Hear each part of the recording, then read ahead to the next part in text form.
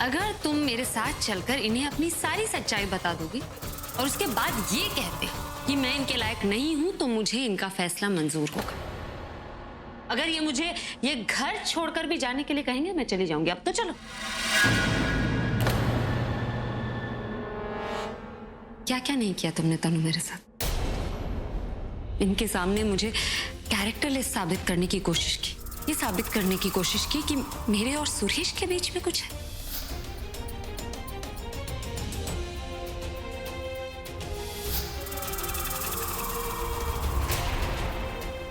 तुमने और आलिया ने मिलकर मुझे चोर साबित करने की कोशिश की, मेरी बहन को मुझसे छीन लिया।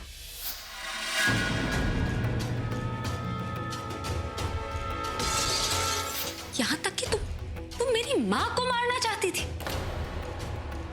तुमने तो मुझे भी मारने की कोशिश की, लेकिन मेरी मां ने मुझे बचा लिया।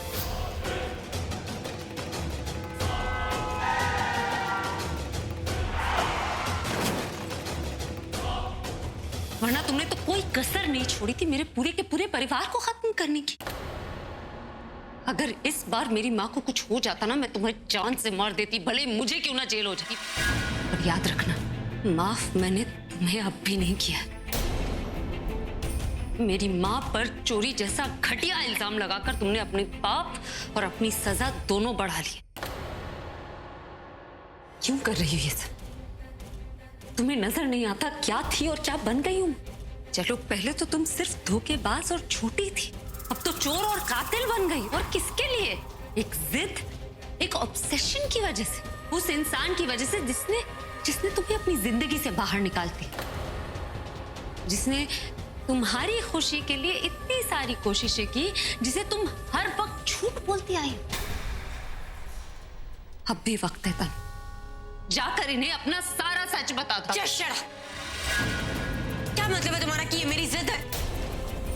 और अगर है भी तो क्या हुआ? तुम्हारी क्या जिद है? तुम भी तो अभी से प्यार करने के लिए, उसे पाने के लिए झूठ बोलती हो। मैं जो भी कर रही हूं ना, उसकी वजह तुम्हारी समझ के परे है। क्योंकि तुम जो कुछ भी कर रही हो उसकी वजह सिर्फ और सिर्फ बदले की भावना है। मैं क्या कर रही हूं, क्यों कर रही हूं, तुम नहीं समझ पाओगी। अगर इन्हें तुम्हारी और आलिया की सच्चाई पता लग गई ना, तो जान से मार देंगे तुम दोनों। तुम्हारी उस दोस्त आलिया को तो मैंने बचा लिया, सिर्फ इस घर से बाहर जाने की सजा मिली है उसे। लेकिन तुम्हारा सच जब इनके सामने आएगा ना, उस दिन ऐसा धमाका होगा जिसकी गूंज तुम्हें जिंदगी भर सुनाई देगी। जैसी जिंदगी जीने पर तुमने मुझे मजबूर किया ना, उससे कहीं ज्यादा बदतर जिंदगी जीने पर तुम्हें मजबूर कर दूंगी मैं। ये सही कह रही है तनु। अगर मेरा सच अभी को पता चल गया तो वो मुझे सच में मार डालेगा। नहीं, मैं ऐसा नहीं होने दे सकती। हो गया तुम्हारा लेक्चर खत्म, अब मैं जाऊं?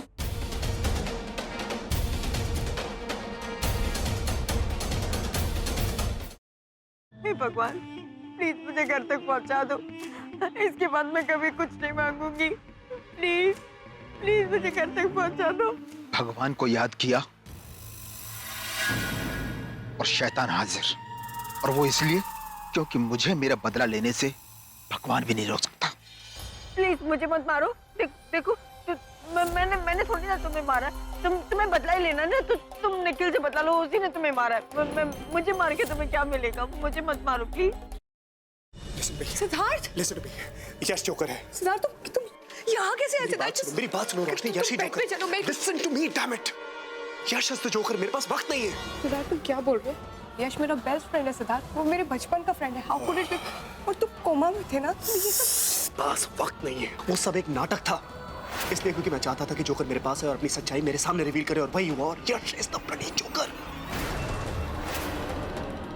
हमारे परिवार के साथ अब तक जो कुछ भी हुआ है, तुम्हारे ऊपर जानलेवा हमले, आयशा की किडनैपिंग, सासू मॉम के ऊपर हमले, everything has been done by him.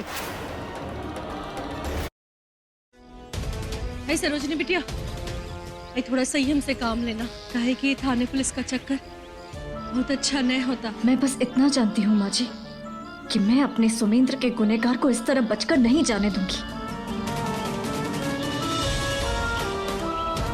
Hello, अच्छा हुआ भास्कर भी आएगा। वाह, ने हमें कहा था कि तुम होली नहीं खेलती, हमें रंग नहीं लगाने दिया, पर किसी और से रंग लगवा दिया।